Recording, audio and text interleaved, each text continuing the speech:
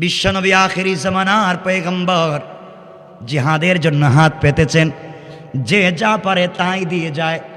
একজন মহিলা এখানে দাঁড়িয়েছিলেন, হঠাৎ করে রাসূলের সামনে থেকে দৌড়াতে লাগলেন বাড়ির দিকে। বাড়ির ভিতরে প্রবেশ করলেন, ঘরের ভিতরে প্রবেশ করে তিনি কিছুই পেলেন না। হঠাৎ করে বিছানার উপরে নিজের কলিজার টুকরা সন্তানকে দেখতে পেলেন, যেই সন্তান দাঁড়াতে পারে, হাঁটতে পারে না, বসতে পারে। ছোট্ট বাচ্চা, 1-1.5 বছরের বাচ্চা। বাচ্চাকে কুলে নিলেন, চোখের পানি ছেড়ে দিলেন। আওলাকে সে পাগল বেশে রাসূল পাকের দরবারের দিকে ছুটতে লাগলেন। রাস্তায় হযরতে আবু বকরের সঙ্গে দেখা। আবু বকর ডাক দিয়ে বলছেন, মহিলা দৌড়াও কই? মহিলা ডাক দিয়ে বলছেন, আবু বকর আমি দৌড়াই, বিশ্ব নবীর সামনে যেতে চাই। আবু বকর বললেন, মহিলা গিয়ে কোনো লাভ নাই, বিশ্ব নবী তোমাকে আজকে কোনো কিছু দান করতে পারবেন না, কারণ তিনি তো মানুষের কাছে হাত পেতে বসেছেন। মহিলা ডাক দিয়ে বলছে, আবু বকর আমি রাসূলের কাছ থেকে কিছু আনতে যাই না, বরং এই মুহূর্তে জিহাদের ফান্ডে সহযোগিতা করতে আমি চলে যাই। রাস্তার মধ্যে কিছু দূর যাওয়ার পরে হযরতে আমরের সঙ্গে দেখা। আমর ডাক দিয়ে বললেন, মহিলা দৌড়াও কই? মহিলা ডাক দিয়ে বলছেন, রাসূল পাকের দরবারে যেতে চাই। আমর বললেন, গিয়ে কোনো লাভ নাই, বিশ্ব নবী তোমাকে কোনো সহযোগিতা করতে পারবেন না, কারণ তার কাছে সম্পত্তি নাই। মহিলা ডাক দিয়ে বলছে, আমর কে দিতে পারবে, দিতে পারবে না জানতে চাই না, এই মুহূর্তে রাসূলের কাছেই যাওয়া আমার বড় প্রয়োজন। জিহাদের ফান্ডে আমিও কিছু সহযোগিতা করতে চাই। আমার নবীজির সামনে মহিলা দাঁড়িয়ে গেলেন। আমার নবীজি ডাক দিয়ে বলেন, আম্মা জান কি জন্য তুমি এসেছ? মহিলা ডাক দিয়ে বলছেন, পয়গম্বরে আরবি জিহাদের ময়দানে আপনাকে কিছু সহযোগিতা করতে চাই। কি দিতে চাও, কেনই বা এসেছ? মহিলা ডাক দিয়ে বলছেন, ও আল্লাহর রাসূল আমি একজন সাহাবীর স্ত্রী। দীর্ঘদিন আগে আমার স্বামী আপনার ডাকে সাড়া দিয়ে আল্লাহর জমিনে তাওহীদ এবং রিসালাতকে প্রতিষ্ঠা করবার জন্যে জিহাদের ময়দানে চলে গেলেন। যাওয়ার সময় আমি ছিলাম প্রেগনেন্ট, আমি ছিলাম গর্ভবতী। আমার স্বামী আমাকে ওসিয়ত করে বলেছেন, স্ত্রীরে জিহাদের ময়দানে চলে যাই, আল্লাহর জমিনে আল্লাহর তাওহীদ প্রতিষ্ঠার জন্য চলে যাই। হয়তো দুনিয়ার জমিনে তোমার সঙ্গে আমার আর দ্বিতীয়বার দেখা না হতে পারে, তোমার গর্ভে আমার একটা আমানত আছে। স্ত্রী আমি যদি ফিরে আসি তাহলে গাজী হয়ে আসব, আর যদি মরে যাই তুমি শহীদের স্ত্রী হয়ে যাবে। তোমার গর্ভে আমার যে সন্তান আছে, ছেলে হবে না মেয়ে হবে আমি জানি না, যেই হোক না কেন, সন্তান জন্ম নেওয়ার পরে আমি যেই পথে চলে যাই, তুমিও আমার সন্তানটাকে ওই পথে কোরবানি করে দিবা। কোন সুবহানাল্লাহ। পয়গম্বরে আরবি আমি বাড়িতে পৌঁছে গেলাম। বাড়িতে যাওয়ার পরে আমি দেখতে পেলাম দীর্ঘদিন আগে আমার স্বামী জিহাদের ময়দানে গিয়েছেন, শহীদ হয়ে গিয়েছেন, ফিরে আসেন নাই। শহীদের স্ত্রী হয়েছি, কিছুদিন পরে আমার একটা সন্তান জন্ম নিয়েছে, ছেলে সন্তান জন্ম নিয়েছে, যাকে নিয়ে আপনার দরবারে এসেছি। আপনি যখন জিহাদের ফান্ডে দান উঠাচ্ছেন, নারীরা যে যার মতো করে দিয়ে যায়, পুরুষেরা যার মতো যে পারে দিয়ে যায়। পয়গম্বরে আরবি আমার পরনে যে কাপড় আছে, এছাড়া আমার ঘরে কোনো সম্পত্তি নাই, খাবার ছাড়া, প্লেট ছাড়া, একটা গ্লাস ছাড়া আর কোনো জিনিস নাই। ঘরের ভিতরে যাওয়ার পরে কিছুই যখন খুঁজে পেলাম না, হঠাৎ বিছানার দিকে চক্ষু পড়ল। আমার স্বামীর ওসিয়তের কথা মনে পড়েছে। সন্তান ভূমিষ্ঠ হয়েছে, আমার একটা ছেলে সন্তান হয়েছে। স্বামীর ওসিয়ত মনে পড়বার কারণে আমি আমার সন্তানকে নিয়ে আপনার দরবারে এসেছি। সবাই তো সব কিছু দিয়ে সহযোগিতা করে, আমি কিছুই দিতে পারলাম না। আমার কলিজার টুকরা ছোট্ট মাসুম বাচ্চাটাকে এই মুহূর্তে আমি জিহাদের ফান্ডে দান করে দিলাম। আমার মন বলতেছে এই বাচ্চার মাধ্যমে এই জমিনে দিন জিন্দা হয়ে যাবে। কোন সুবহানাল্লাহ। আমার নবী ডাক দিয়ে বললেন, আম্মা জান, তোমার এই বাচ্চাকে আমি জিহাদের ফান্ডে নিলে আমার উপকার কি?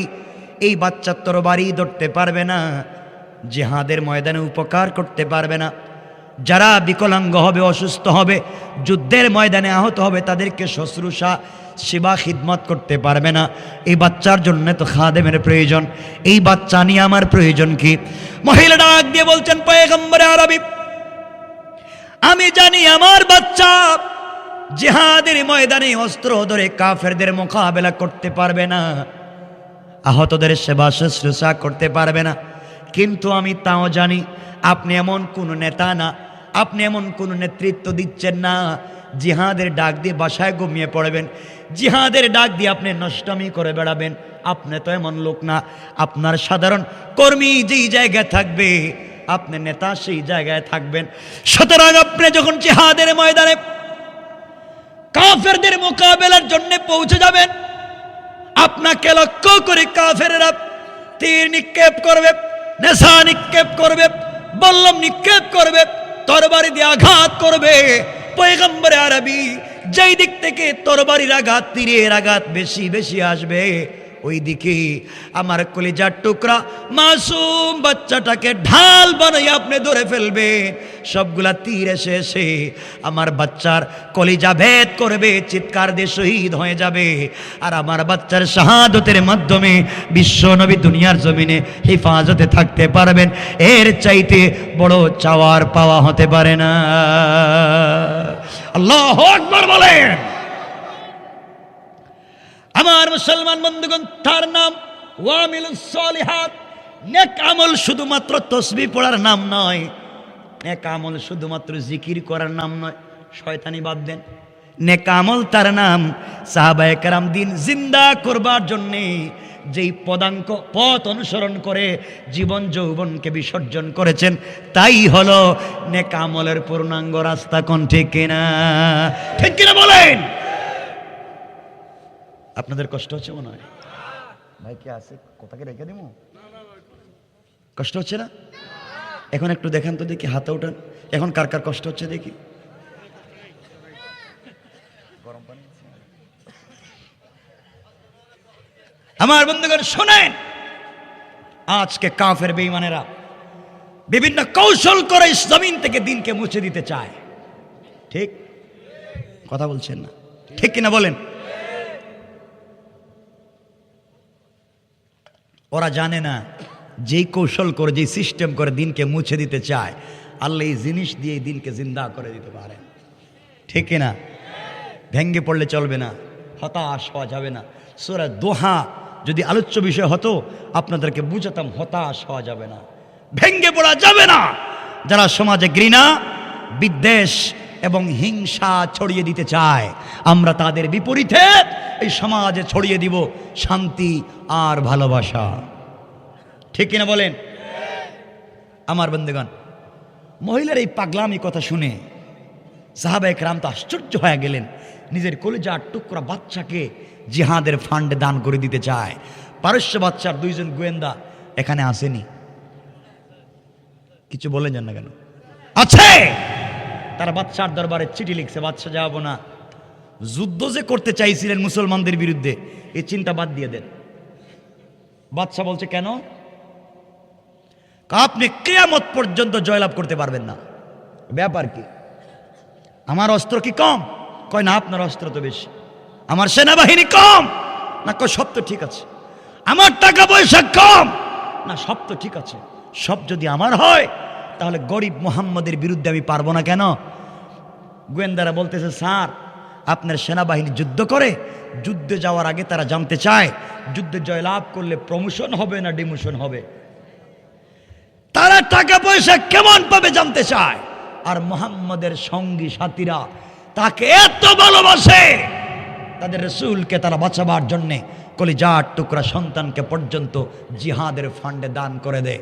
এদের বিরুদ্ধে যুদ্ধ করে কেউ জয়লাভ করতে পারে না। ঠিক কিনা জোরে বলেন?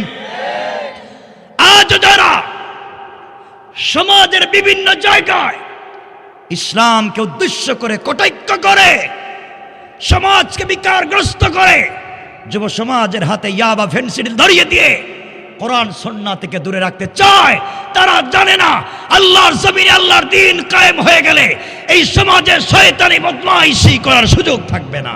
ঠিক কিনা বলেন? মনে রাখবেন, এদের সমাজকে বিকারগ্রস্ত থেকে বাঁচাতে হবে। আজকে বহুত নেতার আবির্ভাব হয় সমাজে, নেতা নিজে ফেন্সি ডিলের ব্যবসা করে। কথা বলেন না কেন? নেতা নিজেই আবার ব্যবসা করে তার কর্মীরে দিয়ে। তো এই বেচারার কাছ থেকে আপনি কি জানতে চাইবেন আর কি বুঝবেন? এগুলো এলাকা আছে না? এলাকার মানুষ আছে। নেতা সাহেব তার কর্মীরে দিয়ে চান্দাবাজি করে, দোকানে চান্দাবাজি করে, জমিনে চান্দাবাজি করে, রাস্তাঘাটে ব্যবসায় চান্দাবাজি করে, আছে না নাই? এগুলো মুসলমানদের নেতা নয়, এরা হচ্ছে এই জামানার সব থেকে বড় শয়তান আর জানোয়ার। ঠিক কিনা জোরে বলেন? সমাজকে বিষাক্ত করেছে তারা। এজন্য আল্লাহকে ওয়াস্তে আজকে আপনার কোরআনকে বানিয়েছেন মক্তবে বাচ্চাদের পড়াবার বই, কোরআনকে বানিয়েছেন জানাজার জিয়ারত করার বই, কোরআনকে বানিয়েছেন শবে বরাত আর শবে কদরে খতম পড়ার বই, কোরআনকে বানিয়েছেন কেউ মরে গেলে তার বাড়িতে 10 জন মিলে খতম পড়ে 500 টাকা করে পাওয়ার বই, কোরআনকে বানিয়েছেন তাবিজ আর কবজ দেওয়ার বই। বলেন, এছাড়া আর কোরআনের কোনো কাজ নেই। ইমাম সাহেব নামাজে যে সূরাগুলো তেলাওয়াত করেন, একটা সূরার বাস্তবিক তফসির যদি নিজের পঞ্চায়েতে প্রতিষ্ঠা করতে পারতেন, তাহলে এই পঞ্চায়েতের ভিতরে বদমাইশি, চুরি, ডাকাতি, ফেন্সিডিল, ইয়াবা, এতিমের জায়গা দখল করার মতো দুঃসাহস কেউ দেখাতে পারত না।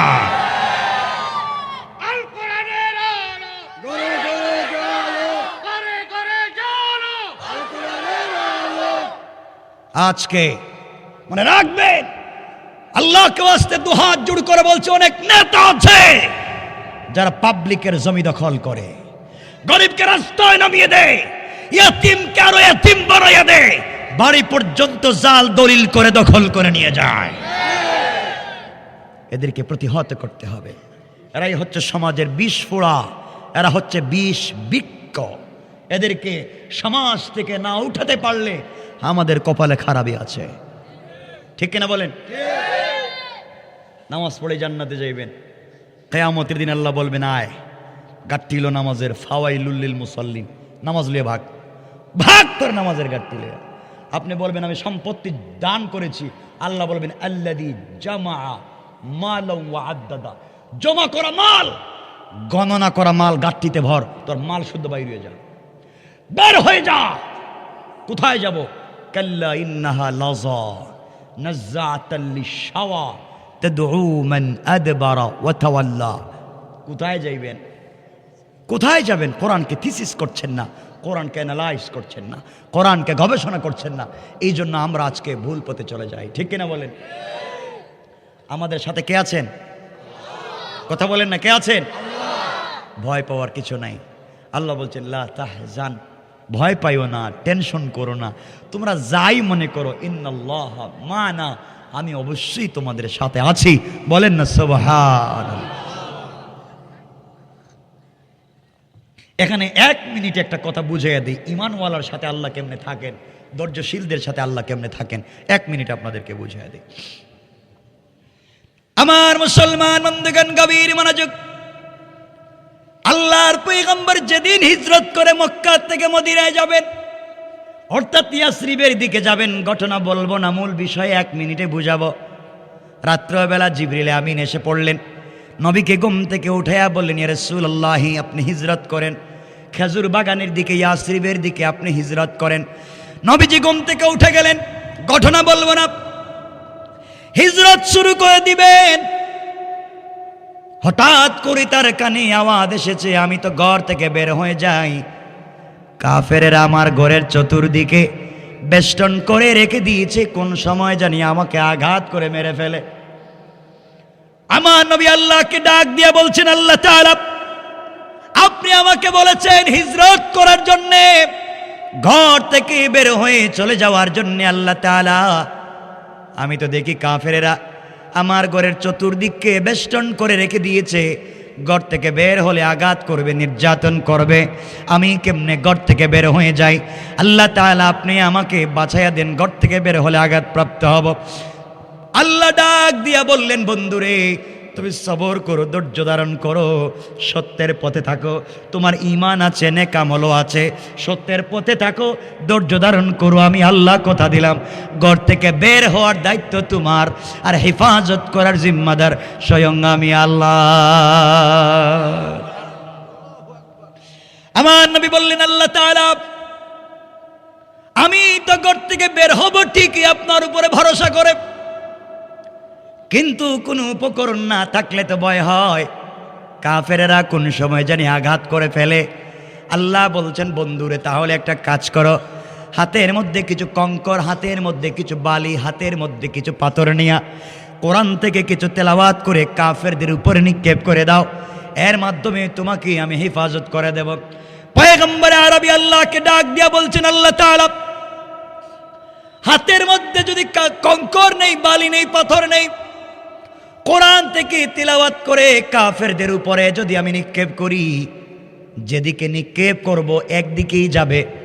কাফেররা তো চতুর্দিকে বেষ্টন করে রেখে দিয়েছে, একদিকে মারলে অন্য দিকের কাফেররা আমাকে আঘাত করবে।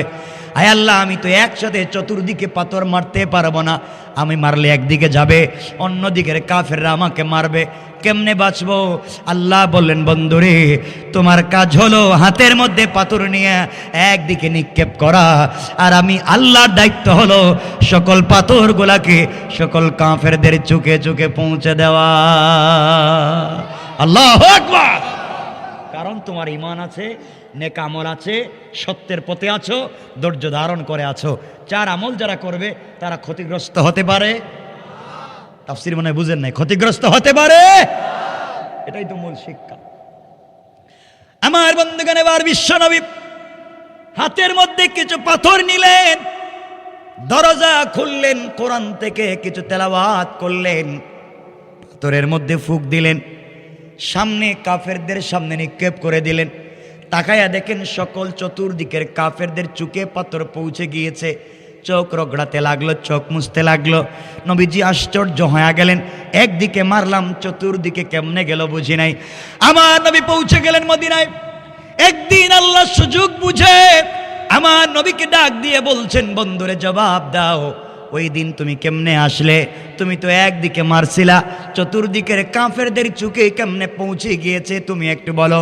পয়গম্বরে আরবি বলেন, আল্লাহ তাআলা, আমি জানি না, এখনো বুঝতে পারি না, মারলাম একদিকে, মারলাম সামন দিকে, পাথরে দেখি পিছন দিকে কাফেরদের চোখে পৌঁছে গেল বুঝি না। আমার আল্লাহ জবাব দিলেন, বন্ধুরে তাহলে শোনো, আমার রামাইতা ইয রামাইতা ওয়ালাকিন্নাল্লাহ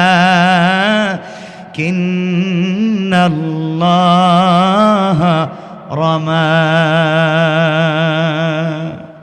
আল্লাহ রাব্বুল ইজ্জত ওয়াল জালাল বললেন, বন্ধুরে তুমি যখন পাথরগুলো নিক্ষেপ করেছো, তুমি মনে করেছো তোমার হাত, তোমার ভিতরে চারটা গুণ থাকবার কারণে ওটা আমি আল্লাহর হাত হয়ে গিয়েছে, আর আমি আল্লাহ আমার হাত দিয়া সকল কাফেরদের চোখে পৌঁছে দিয়েছি। কোন সুবহানাল্লাহ, আল্লাহু আকবার। এই আল্লাহ আছেন নি এখন? আওয়াজে মনে হয় নাই, মনে হয় আছে না নয়? সুতরাং এই চার গুণ যাদের ভিতরে থাকবে তারা কোনো কালই বিপদগ্রস্ত হতে পারে।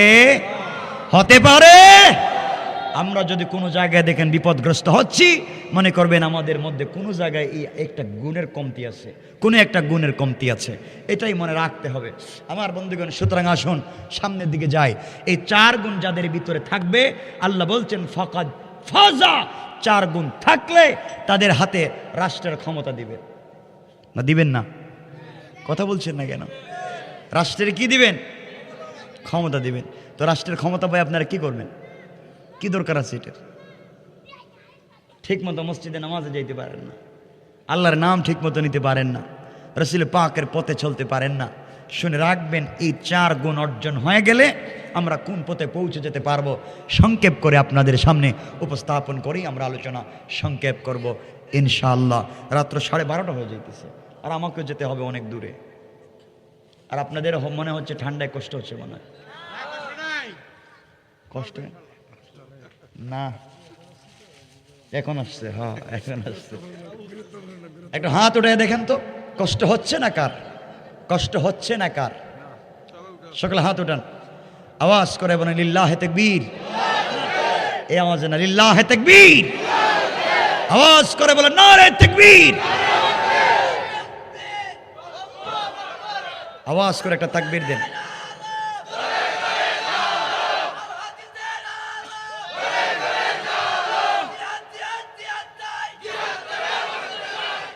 দরকার নেই, আমি জানি জিয়াদ আরম বইলে কই থাকবেন আপনারা, আমাদের জানা আছে, ওগুলো বাদ দেন।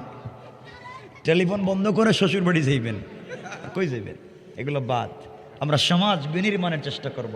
আমরা সন্ত্রাসবাদ, জঙ্গিবাদ এগুলাকে না বলবো। মাদকের সাথে আমাদের সম্পর্ক থাকবে না, ঠিক কিনা বলেন? যুবকেরা শোনো, আমরা এই জাতি আজ যদি আমরা ঠিক মতো রাস্তায় নেমে যেতে পারি, আল্লাহর তাওহীদকে বিশ্বাস করি, আমাদের মতো যুবক সাদ বিন আবি ওয়াক্কাস আরব দেশ পার হয়ে, নদী আর সাগর পার হয়ে আফ্রিকার জঙ্গলেও ইসলামের পতাকা উড়িয়েছেন, ঠিক কিনা বলেন? এই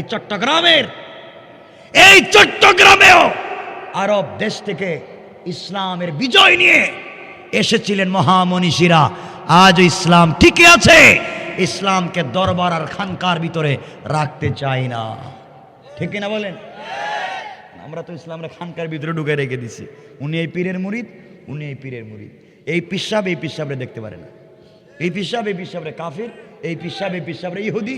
এই টুপি পরা যাবে না, ওই টুপি পরা যাবে না, এই পাঞ্জাবি পরা যাবে না, এই পাগড়ি পরা যাবে না। এই মাই ঠেলা ঠেলি কিলে গিলে আছে না নাই?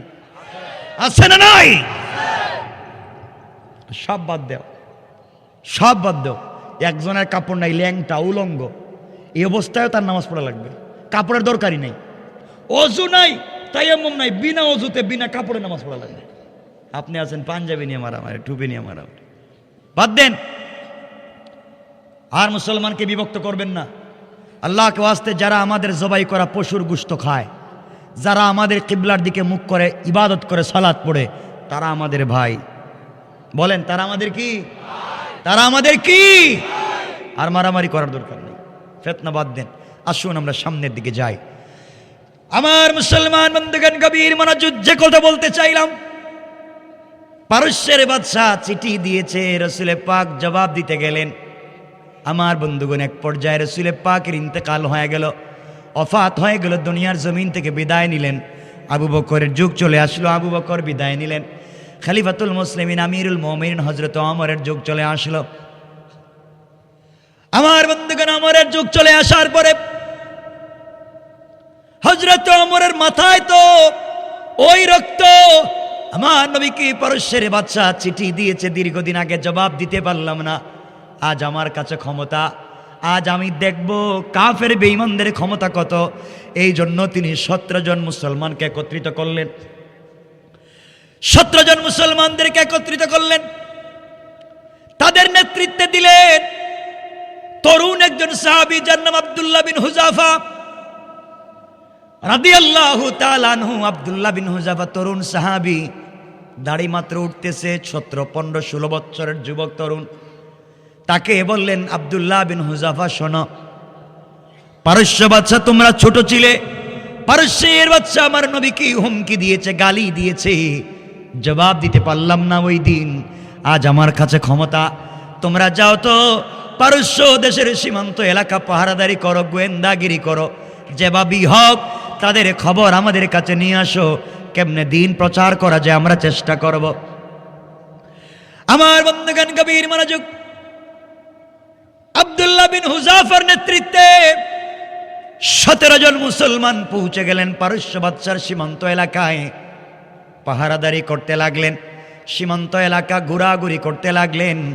এদিকে পারস্যের বাদশা ঘোষণা করে দিল, কোনোভাবে যদি তোমরা মুসলমানকে পাও ধরে আমার কাছে নিয়ে আসবা, কোনোভাবে তাদেরকে হত্যা করবা না। তারা নাকি ঈমানওয়ালা, ঈমানের জন্য জীবন বিসর্জন দিতে পারে, কিন্তু জীবনের জন্য ঈমান বিসর্জন দিতে পারে না। তারা দুনিয়ার জন্যে ইমানকে বিসর্জন করতে পারে না, বরং ইমানের জন্যে দুনিয়া বিসর্জন দিতে পারে। এমন ইমানওয়ালা, এমন তাকওয়াওয়ালা, এমন সত্যের পক্ষে, এমন ধৈর্যশীল মানুষকে আমি পরীক্ষা করতে চাই। এই বলে পারস্যবৎস গোয়েন্দা পড়াইয়া দিল। আল্লাহর কি মানসা, আল্লাহর কি ইচ্ছা। 17 জন মুসলমান, সংক্ষেপ করে আপনাদেরকে বুঝাইয়া দেই। 17 জন মুসলমান একদিন আব্দুল্লাহ বিন হুযাফার নেতৃত্বে গভীর রাত্রে পারস্য দেশের সীমান্ত এলাকা পাহারাদারি করতেছেন। হঠাৎ করে পারস্যের গোয়েন্দাদের হাতে 17 জন ধরা পড়ে গেলেন। 17 জন মুসলমান ধরা পড়ে গেলেন।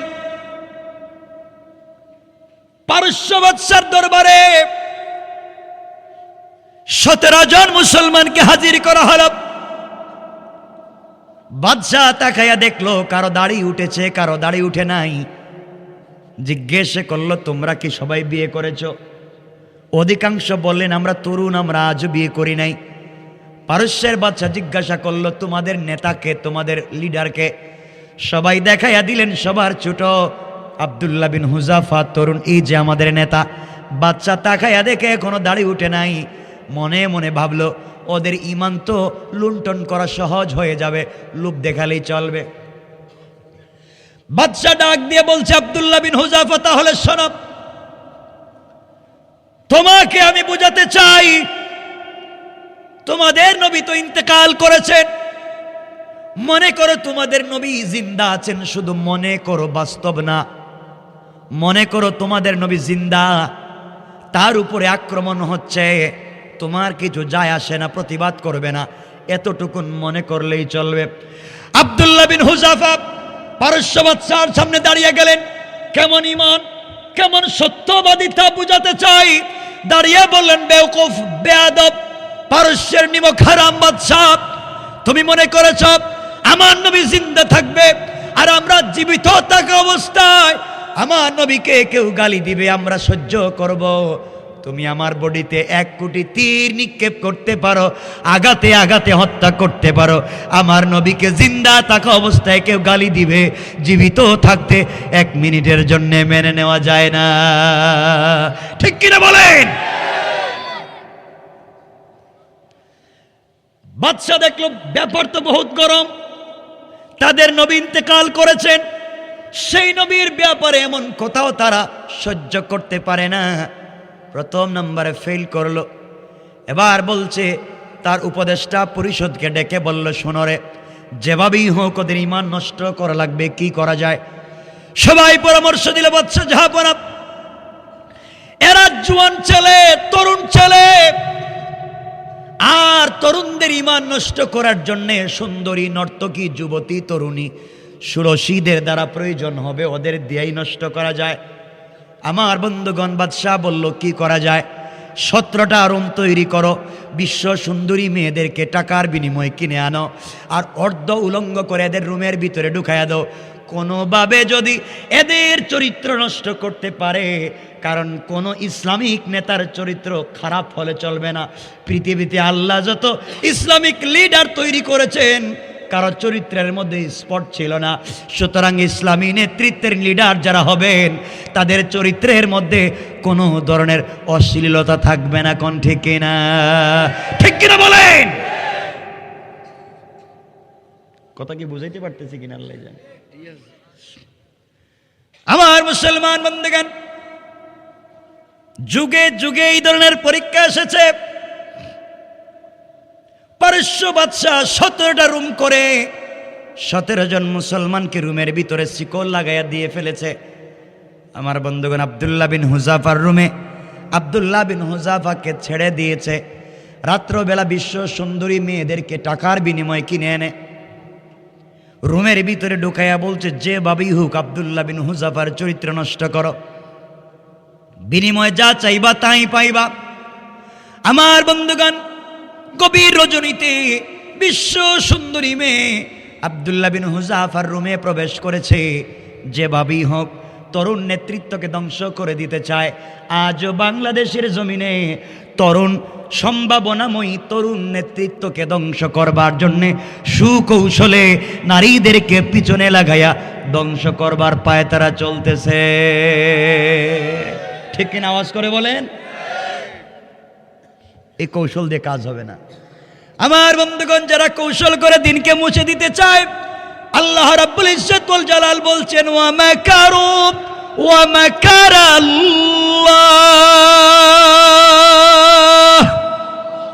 ওয়াল্লাহু খায়রুল মাকিরিন।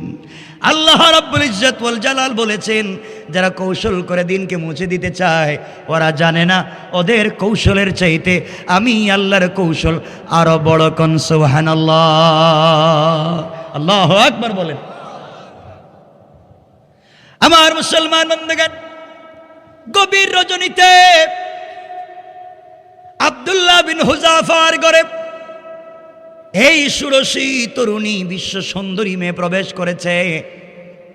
দামি স্প্রে ইউজ করেছে, পারফিউম ইউজ করেছে, অর্ধ উলঙ্গ অলঙ্কার জেওর অলঙ্কার আছে, জেওর আছে, অর্নামেন্টস আছে, জুয়েলারি আছে, এক্সট্রা ডিজাইন করে স্টাইলিস্ট হয়ে রুমের ভিতরে প্রবেশ করেছে। ঘরের ভিতরে প্রবেশ করে দেখে তরুণ নেতৃত্বের তরুণ নেতা আব্দুল্লাহ বিন হুযাফা জেলের ভিতরে দাঁড়ায়া দাঁড়ায়া তেলাওয়াত করে নামাজ পড়ে যায়। আল্লাহু আকবার বলেন, আল্লাহু আকবার। এই বিশ্ব সুন্দরী মেয়ে ঘরের ভিতরে প্রবেশ করে আব্দুল্লাহ বিন হুযাফার চতুর্দিকে একবার ঘোরাঘুরি করলো, কোনোভাবে আকৃষ্ট করতে পারে না, আকর্ষণ তৈরি করতে পারে না। শেষ পর্যন্ত বলল ঠিক আছে। আব্দুল্লাহ বিন হুযাফার ডাইন পার্শ্বে উলঙ্গ হয়ে বসে পড়ল। সালাম তো ডান দিকে ফিরাবেন, আমাকে দেখলে হয়তো নামাজ নষ্ট হয়ে যাবে, এই চিন্তা করে বসে আছে। আমার বন্ধুগণ, আমার মুসলমান ভাইরা, আব্দুল্লাহ বিন হুযাফা দুরাকাত নামাজ পড়ে ডান দিকে সালাম ফিরাইয়া বাম দিকে সালাম ফিরাইয়া আবার আল্লাহু আকবার বলে আবার নামাজের মধ্যে দাঁড়িয়ে গেলেন। কে এসেছে কে বসেছে কারো দিকে তাকালেন না। আল্লাহু আকবার। মেয়ে চিন্তা করলো ব্যাপারটা কি, আমাকে পাওয়ার জন্য কোটি কোটি টাকা মানুষ খরচ করে, আর আমি বেচারার রুমে বসে উলঙ্গ হয়ে বসে আছে, আমার দিকে তাকালো না। আব্দুল্লাহ বিন হুযাফা বললেন, আমি কোরআন তেলাওয়াত শুরু করলাম আর মনে মনে ভাবলাম আজকের দুরাকাত নামাজে কোরআনকে খতম করে ছাড়বই। আল্লাহু আকবার। মেয়েটা দাঁড়িয়ে আছে। আব্দুল্লাহ বিন হুযাফা নামাজ পড়তেই লাগলেন। সকাল হয়ে যাচ্ছে, কোনোভাবে মেয়েটা আকৃষ্ট করতে পারল না। ভোরবেলা রুম থেকে বের হয়ে বাদশার দরবারে দাঁড়ায়া বলছে, ও বাদশা জাহাপনা, টাকার বিনিময়ে কার কাছে আমাকে পাঠাইছিলা ঈমান নষ্ট করার জন্যে? এরা তো মানুষ হতে পারে না, এরা তো আল্লাহর রহমতের ফেরেশতা হবে, এদের ঈমান নষ্ট করা যায় না। আমি যদি আরো 1 ঘন্টা থাকতাম ঈমান তো নষ্ট করতে পারতাম না, বরং তার আকর্ষণে আকৃষ্ট হয়ে আমিও কালেমা পড়ে মুসলমান হয়ে যেতাম। আল্লাহু আকবার। আচ্ছা চিন্তা করে ব্যাপার কি? ইল্লাল্লাযীনা আমানু ওয়া আমিলুস সালিহাত ওয়া তাওয়াসাউ বিল হক, হকের উপরে থাকো, ওয়া তাওয়াসাউ বিস সবর, জালেমের জুলুমে ধৈর্য ধরো, ইনশাআল্লাহ ক্ষতিগ্রস্ত হবে না। আমার বন্ধুগণ, বাদশা দেখলো ফেল। কি ফেল না ফাঁস? কথা বলেন না কেন? ফেল।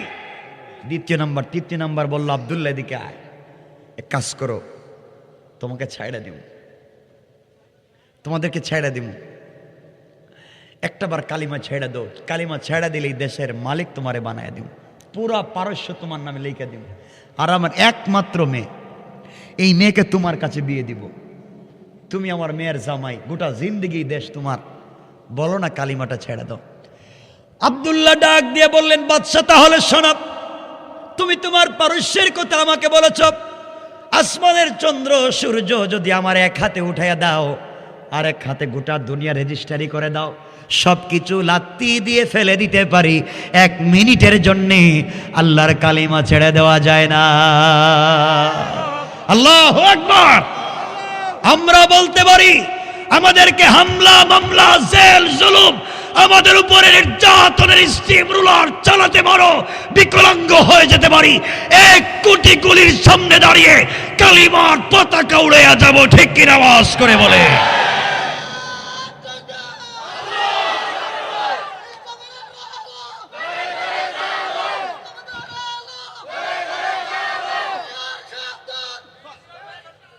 শোনো রে ভাই, দরকার নাই ফজরের নামাজটা ঠিক মতো পড়লেই চলবে, আজকে এত তার দরকার নাই। আর শুরু করে নামাজ দিয়ে, বাকি কাজ বহুত পরে। নামাজটাই সোজা করতে পারছো না, কষ্ট পাও আমার কথায়। আমি আসিনি কোনোদিন, আর এভাবে কথাও বলি কম, কারণ আপনাদের ভালোবাসায় বসছি। আমার ভাইবু জানে আমি যেটা জুমা পড়াই এটা হচ্ছে টোটাল এশিয়া মহাদেশের সব থেকে প্রাচীনতম মুসলিম স্থাপনা, বাংলাদেশের প্রথম মসজিদ। মসজিদের বয়সই তো 700 বছর। এখান থেকে লোকও হয় জুমায় কমপক্ষে 15 থেকে 20,000। আমি ভালোবাসার ঠেলায় কথা বলতেছি, কষ্ট হচ্ছে না তো আপনাদের? কষ্ট হচ্ছে না তো?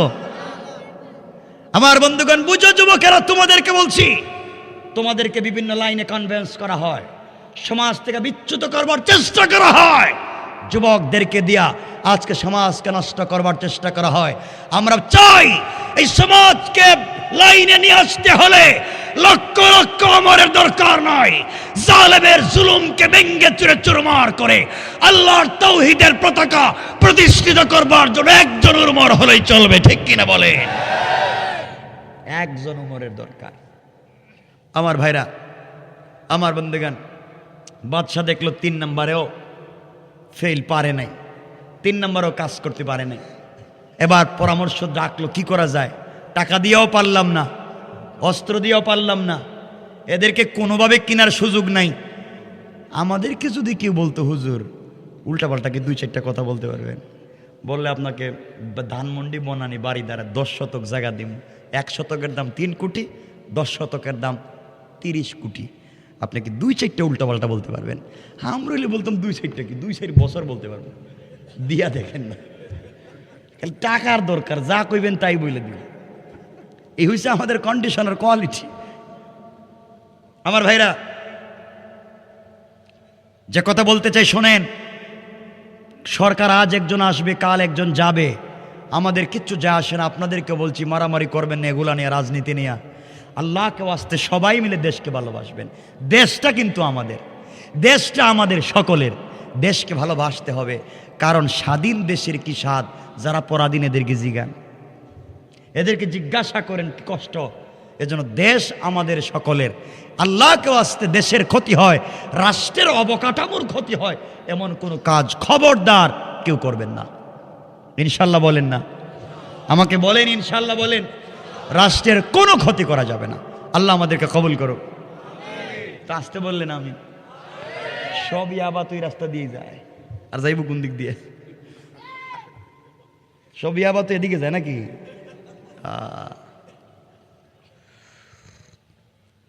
আগে মসজিদে নামাজে মুসল্লিদের পকেটে মেসওয়াক থাকতো, এখন হেদের পকেটে ইয়াবা থাকে। সালাম ফিরে কয়ে আছে আমার কাছে, নিবেনি? আর হাসতেছেন আপনারা, আমি বাস্তব বলছি তো। হ্যাঁ, সমাজ কই গেছে? আমার ভাইরা শুনেন, বাদশাহ দেখলো আব্দুল্লাহ বিন হুযাফাদের ঈমান নষ্ট করা যায় না।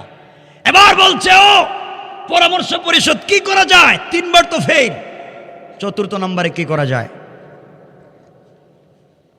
বাদশাহদের খাবার বন্ধ করে দেন, একবারে পানি দানা কিচ্ছু দেওয়া যাবে না। খাবার যখন নাই হয়ে যাবে, এরা ফতোয়া দিবে যান বাঁচানোর জন্য সব খাওয়া যায়। ঠিক কিনা বলেন? ঠিক কই বললেন? এ তো ফতোয়া আপনারা বানাইছেন। ইসলাম কি বলছে দেখেন। আমার বন্ধুগণ, গভীর মনোযোগ, সব বন্ধ করে দেয়া হলো। বাদশাহ বলে দিল, যখন তোমরা জানতে পারবে এরা মরে যাচ্ছে, আজকে 1 ঘন্টার ভিতরে খাবার না দিলে মরে যাবে, আমার কাছে তোমরা রিপোর্ট করবে ওরা মরে যাবে। আমার বাইরে এক পর্যায়ে ডাক্তার লাগাইয়া দিল, 1 দিন 2 দিন না, দীর্ঘ 21 দিন পর্যন্ত হাত পা বাঁধা, খাবার নাই, পানি নাই। ইমানের জন্যে তারা কত কষ্ট করলেন। 19 দিন পর্যন্ত কোনো খাবার নাই। 21 নম্বর দিনে ডাক্তার বলতেছে 1 ঘন্টার ভিতরে খাবার না দিলে 17 জন মরে যাবে। বাদশার দরবারে খবর পৌঁছে দেওয়া হলো। বাদশাহ 2টা খাবার 17 জন মুসলমানদের জন্য পাঠাইয়া দিল। আর ডাক্তারকে বলে দিয়েছে, ডাক্তার বলে দিবা কি খাবার আছে। মুসলমানদের সামনে খাবার পৌঁছে দেওয়া হলো। 21 দিনের না খাওয়া মানুষ, পানি নাই, দানা নাই, তাদের সামনে খাবার পৌঁছে দেওয়া হয়েছে। আব্দুল্লাহ বিন হুযাফা বললেন, কি খাবার নিয়ে এসেছ? একজন ডাক্তার বলছে, আব্দুল্লাহ রে, এক জায়গায় আছে মদ মিশ্রিত পানি, আর অপর পেয়ালায় আছে শুকরের বুনা গোশত। শুকরের বুনা গোশত আর মদ মিশ্রিত পানি, দুটোটা হালাল না হারাম? আওয়াজ করে বলেন, দুটোটা হারাম। আনা দাঈফা। কাফের বেঈমানেরা যত কৌশল করে, সবগুলা কৌশল আল্লাহর কাছে মশা মাছির চাইতে আরো বেশি দুর্বল। কোন সুবহানাল্লাহ। হযরত আব্দুল্লাহ বিন হুযাফা বললেন, কি বললি? ডাক্তার বলছে মদ মিশ্রিত পানি আর শুকরের ভুনা গোশত। আব্দুল্লাহ বিন হুযাফা বললেন, শোনো রে, দাঁড়াতে পারি না, বসতে পারি না, এত দুর্বল হয়েছি। তোমরা মনে করেছ মৃত্যুর সময় হারাম খাওয়াইয়া ঈমান নষ্ট করবে। এই কথা বলে হামাগুড়ি দিয়ে বসে গেলেন আব্দুল্লাহ বিন হুযাফা। 21 দিনের না খাওয়া যুবক হেলান দিয়ে বসে গিয়া ডাক দিয়ে বলছেন, বেয়াদব, 1 সেকেন্ডের ভিতরে হারাম খাবার চোখের সামন থেকে সরাইয়া দে, নচেত একটা লাত্তি দিয়ে। দেশ দিতে চাইলাম, নিতে চাইল না। তাদের নবীরে গালি দিতে চাইলাম, তাও মানতে চায় না।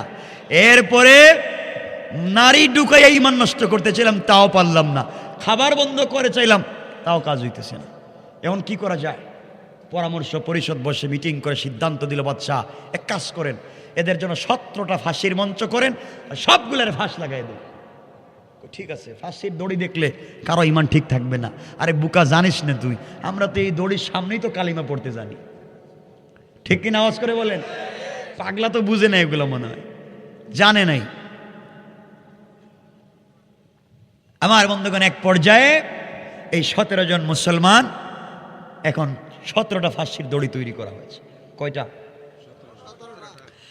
আমার মুসলমান বন্ধুগণ, গভীর মনোযোগ। 17টা ফাঁসির দড়ি তৈরি করা হলো। সর্বপ্রথম আব্দুল্লাহ বিন হুযাফার হাত পা বাঁধা হচ্ছে, দড়িতে ঝুলিয়ে তাকে হত্যা করা হবে। হাত পা বেঁধে যখন দড়ির দিকে নিয়ে যাওয়া হয়, আব্দুল্লাহ বিন হুযাফা মুচকে মুচকে হাসতেছেন, বাদশার চেহারার দিকে তাকাচ্ছেন। পারস্যে বাদশা চিন্তা করে, মরবার সময় দেখি আমাকে নিয়ে টিটকারি করে, মরার সময় কাঁদবে, এখন দেখি হাসে। ব্যাপার কি? ফাঁসির দড়ি দেখলে তো এমনি আউট হয়ে যাওয়ার কথা, অজ্ঞান হয়ে যাওয়ার কথা, হার্ট ফেল করার কথা, এখন দেখি হাসে। ডাক দিয়া বলতেছে, থামো। ওরে জিজ্ঞাসা করে, হাসে কেন? আব্দুল্লাহ বিন হুযাফার গলাকে যখন ফাঁসির দড়িতে লাগানো হয়, তখন মুচকি মুচকি হাসতেছে, চেহারাটা কত নুরানি। বাদশা বলতেছে, হাসলে কেন আমাকে বল। আব্দুল্লাহ ডাক দিয়ে বললেন, বুকারে, যার জন্য জীবন দিতে যাই, তুমি যে আমার জন্য এত দয়া করেছো আমি আগে জানতাম না। আমি যার জন্য ঈমান এনেছি, যে আল্লাহকে না দেখে এত কষ্ট করেছি, তুমি আমাকে হত্যা করলে আমি মরব না, বরং আমি সেই রবের কাছে পৌঁছে যেতে চাই। আমি যে রাসূলের জন্য জীবন দিতে যাই, সেই রাসূল তো আমার জন্য অপেক্ষা করতেছেন। আমি যে আল্লাহর জন্য ঈমান দিতে যাই, জীবন দিতে যাই, এই আল্লাহ তো আমার জন্য অপেক্ষা করতেছেন। আমাকে ফাঁসির দড়িতে ঝুলাইয়া দিলে আমি মরে যাই না, আমি তো বেঁচে যাই, অনেক আকাম কুকাম থেকে বেঁচে জান্নাতে চলে যাব। যত তাড়াতাড়ি পারো আমাকে ফাঁসি লাগাইয়া দাও, আমি মরব না, আমি আমার আল্লাহর কাছে চলে যাব। বাদশা তাকাইয়া দেখি, এটা কি? এটা মরিয়াও তো মরে না। সুবহানাল্লাহ বললেন না? তো মরেও দেখা যায় জিন্দা, কয়ে এদের ছাইরা দিয়ে এদেরকে ভাবেন আর একটু শক্ত করে মারা দরকার। তো ফাঁসি দিলে কই বাঁচবে? ও নাকি আরো তার রসুলের কাছে চলে যাইব, তার আল্লাহর কাছে চলে যাইব, এত সহজে দিতে পারবো না। শেষ, ফাঁসির দড়ি বাদ। 5 নম্বরও কাজ হয় নাই। এখন পরামর্শ করলো তাইলে কেমনে মারা যায় এটা ক। সবাই পরামর্শ দিল, বাদশাহ এখন একটা কাজ করেন, 17টা গর্ত খনন করেন, আগুন জ্বালান, বড় বড় ডেক বসান, ডেকের ভিতরে তৈল দেন। তৈল যখন টকবক করে উত্তরাতে থাকবে তখন এক একটারে ধইরা তৈলের ভিতরে চাপ দিয়ে ধরে রাখলে যখন গুস্ত হাড্ডি ঝরে ঝরে পড়বে তখন এমনি পামসার। বাদশাহ এবার একটা ভালো বুদ্ধি দিছে, এই কাজ করা যায়। আমার মুসলমান বন্ধুগণ গভীর মনোযোগ। 17 জন মুসলমানের জন্য 17টা গর্ত খনন করে চুলা জ্বালিয়ে আগুন জ্বালিয়ে ডেক বসাইয়া তৈলকে যখন টকবক করে উতরাচ্ছে, আব্দুল্লাহ বিন হুজাফার 17 জনের একজন সাধারণ সৈনিককে হাত পা বেঁধে তৈলের মধ্যে ফেলে দেওয়া হবে। আব্দুল্লাহ বিন হুজাফা চিন্তা করলেন, আহারে এদের জীবন্ত বাঁচাতে হবে, আমার জন্য কিছু করা লাগবে, এভাবেই কি এদের জীবনটা চলে যাবে, এখন তো বাঁচবার পথ নাই। এই জন্যে আব্দুল্লাহ বিন হুজাফা চিন্তা করলেন কোনো স্যাক্রিফাইস করে কোনোভাবেই বাঁচানো যায় কিনা। যার হাত পা বাঁধা হলো তিনি দাঁড়িয়ে গেলেন, বাধা হচ্ছে তিনি দাঁড়িয়ে গেলেন, আর ডাক দিয়া বলেন, আব্দুল্লাহ বিন হুজাফার নেতৃত্বের বাকি 16 জন শোনো, আমাকে তৈলের মধ্যে ফেলে দেওয়া হবে দেখে তোমরা স্যাক্রিফাইস আর কনফার্মাইজের কোনো কথায় যাইও না। তোমরা মনে করতেছো আমি মরে যাই, তোমরা আমার জন্য টেনশন করো না রে। গতকালকে রজনীতে বিশ্ব নবীকে আমি স্বপ্নে দেখেছি। আমার নবী, আমি দেখেছি আমার নবী তার বন্ধু আবু বকরকে সাথে নিয়ে আমার সামনে হাজির হয়েছে, আমাকে জড়াইয়া কপালে চুম্বন করে বলেছেন, সাহাবীরে, ইমানের জন্যে দ্বীনের জন্যে জীবন যদি বিসর্জন দিয়ে চলে আসো, তোমার জন্যে আমি অপেক্ষা করব, কোনো ধরনের স্যাক্রিফাইস চলবে না, সুতরাং আমার জন্য টেনশন করো না। আমি যেই পথে চলে যাই, হামজা যেই পথে চলে গিয়েছে, মাজার মুআবিস যেই পথে চলে গিয়েছে, হযরতে সুমাইয়া যেই পথে শহীদ হয়েছে, জাফর যেই পথে শহীদ হয়েছে, আমি সেই পথে চলে যাই, টেনশন করো না। ইমানের উপরে অটল আর অবিচল থাকো। দুনিয়ায় না দেখা হলেও আমার রক্ত যদি পারস্যের জমিনে পড়ে যায়, আমি মজলুম, রক্তের মাধ্যমে এই দেশে দিন জিন্দা হয়ে যাবে। কোন সুবহানাল্লাহ। আমার বন্ধুগণ, আব্দুল্লাহ বিন হুজাফাকে আগুনের মধ্যে ফেলে দেওয়া হলো। আব্দুল্লাহ বিন হুজাফার এই তরুণ সাহাবী, তার সহপাঠীকে তৈলের মধ্যে ফেলে শহীদ করে দেওয়া হলো। এবার আব্দুল্লাহ বিন হুজাফার হাত পা বাঁধা হচ্ছে। আব্দুল্লাহ বিন হুজাফার হাত পা বেঁধে যখন তাকেও তৈলের কাছে নিয়ে যাওয়া হলো, এবার আব্দুল্লাহ বিন হুজাফা চোখের পানি ছেড়ে ছেড়ে কাঁদতেছেন। তার চোখের পানি গাল ভিজে ভিজে যেন মাটিতে পড়ে যায়। পারস্যের বাদশা এবার হাসতে লাগলো আর বলল, আব্দুল্লাহর এবার কাজ হয়েছে, বুঝতে পেরেছি, এতক্ষণ পর্যন্ত বাহাদুরের মতো বক্তব্য দিয়েছো, এখন তোমার সহপাঠী মরে গেছে দেখা ভয় ঢুকেছে, এখন মনে হয় চোখের পানি ছেড়ে কাঁদতেছো বাঁচবার জন্যে, বাঁচানো যাবে না, তোমাকেও তোমার বন্ধুর পথে হত্যা করা হবে। গর্জন দিয়ে দাঁড়িয়ে গেলেন আর বাদশার খাঁচায় বন্দি থেকে বললেন, বেয়াদব আর বেওকুফ, তুই মনে করলি মনে হয় মৃত্যুর ভয়ে কাঁদতেছি? না রে, আমি মৃত্যুর ভয়ে তোমার সামনে কান্দি না, আমার বন্ধু শহীদ হয়েছে দেখে আমি কান্না করি না, আমাকে মেরে ফেলবে আমি কান্না করি। তুমি আমার জীবনের সব থেকে বেশি ক্ষতি করে ফেলেছ, আমার জীবনটাকে তছনছ করে দিয়েছ, এই জন্যে কান্না করি, মরে যাব দেখে আমি কান্না করি না। বাদশা ডাক দিয়ে বলছে, আব্দুল্লাহ তোমার জীবনে আমি কি ক্ষতি করলাম? আব্দুল্লাহ ডাক দিয়ে বলছেন, পারস্যের বাদশা শোনো, আমার যেই বন্ধুকে একটু আগে তুমি তৈলের মধ্যে ফেলে হত্যা করেছ, তার আর আমার ছিল বাল্যকালের বন্ধুত্ব ছিল, জীবনে সে আর আমি বন্ধুত্ব করে আজ পর্যন্ত চললাম। এই বন্ধুত্বের দীর্ঘ সময়ে সে যদি 1 টাকা আল্লাহর রাস্তায় দান করে আমি 2 টাকা করেছি। সে 1 ঘন্টা ইবাদত করলে আমি 2 ঘন্টা ইবাদত করেছি। সে 1 ঘন্টা জিহাদ করলে আমি 2 ঘন্টা জিহাদ করেছি। অর্থাৎ ইসলামের জন্য, দ্বীনের জন্যে আমরা 2 ভাই প্রতিযোগিতা করেছি। গোটা জিন্দগির প্রতিযোগিতায় আমি ফার্স্ট হয়েছি, সে সেকেন্ড হয়েছে। সে 1 টাকা দিলে 2 টাকা দান করেছি। সে 2 রাকাত নামাজ পড়লে 4 রাকাত আমি পড়েছি। সকল কাজে আমি ফার্স্ট ছিলাম। জীবনের সকল নেক আমলে তার আগে আমি ছিলাম।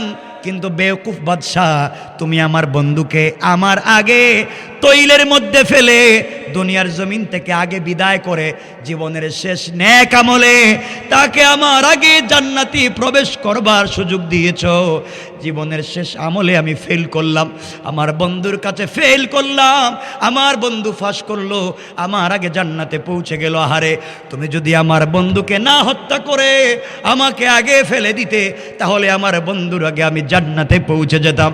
এই জন্য আফসোস করে কান্দি, কেন তার আগে আমার মরণ হলো না। আল্লাহু আকবার। বাদশা চিন্তা করে, ব্যাপার কি, এরা মৌতের সময় দিকে প্রতিযোগিতা করে, কে কার আগে মরবে এই নিয়ে প্রতিযোগিতা করে। তাহলে তারা মরেও দেখতেছি, মরে না, মরার সময়ও প্রতিযোগিতা। এবার বাদশা চিন্তা করলো, এদেরকে মাইরা লাভ নাই, সসম্মানে সাইডা দেওয়াই দরকার। আল্লাহু আকবার বলেন, আল্লাহু আকবার বলেন। এখন বাদশা তাদেরকে ছেড়ে দিবে। আমি বুঝাতে চাই কেমনে ছাড়বে, লম্বা আলোচনা। তাদেরকে এই যে জালেমের জুলুম থেকে এত কষ্টের ভিতরে বাঁচাইয়া রাখছেন। 1 নম্বর নেক আমল ইল্লাল্লাযিনা আমানু, 2 নম্বর ওয়ামিলুস সালিহাত, 3 নম্বর ওয়াতাওয়াসাউ বিল হক, হকের উপরে অটল অবিচল, 4 নম্বর ওয়াতাওয়াসাউ বিস সবর, জালেমের জুলুমেও ধৈর্য ধারণ করেছেন। আল্লাহ তাদেরকে ফেল করান নাই এই পারস্যের জমিনে। এরপরে দিনকে আল্লাহ কায়েম করে দিয়েছেন। কেমনে? লম্বা আলোচনা, আর সেদিকে যেতে চাই না, রাত্র 1টা হয়ে গেছে। কথা বুঝেননি? বহুত লম্বা আলোচনা হয়ে গেছে, আর শুনেন না। হ্যাঁ, আমিও বুঝছি এই কথা, এটা আমিও বুঝছি, আমিও বুঝছি। কষ্ট হচ্ছে না আপনাদের? এখানে রেখে দিলাম, আমার জন্য দোয়া চাই, আপনাদের জন্য দিল থেকে দোয়া থাকলো। আমার কথায় কি কষ্ট পেয়ে থাকলে ক্ষমা চাই। আমরা সাম্প্রদায়িক দাঙ্গা লাগাতে চাইব না, আমরা অসাম্প্রদায়িক চেতনা প্রতিষ্ঠা করব। আমরা সমাজে ফিতনা করব না, ভাই ভাই হয়ে থাকব। হিন্দুদের মন্দিরে উলুধ্বনি দেখ, মসজিদে আজান হোক, পূজার রোজা একসাথে চলুক। আমরা মারামারি চাই না, আমরা ফিতনা চাই না। আমরা আমাদের দিনকে সুন্দর করে উপস্থাপন করে সমাজের মানুষকে জান্নাতে নিয়ে যেতে চাই। ঠিক কিনা বলেন? আমরা ফিতনা মুক্ত সমাজ চাই, সাম্প্রদায়িক দাঙ্গা মুক্ত সমাজ চাই। আল্লাহ আমাদের সবাইকে কবুল করুক। সবাই পড়েন আমিন। আমার জন্য দোয়া চাই, আপনাদের জন্য দোয়া।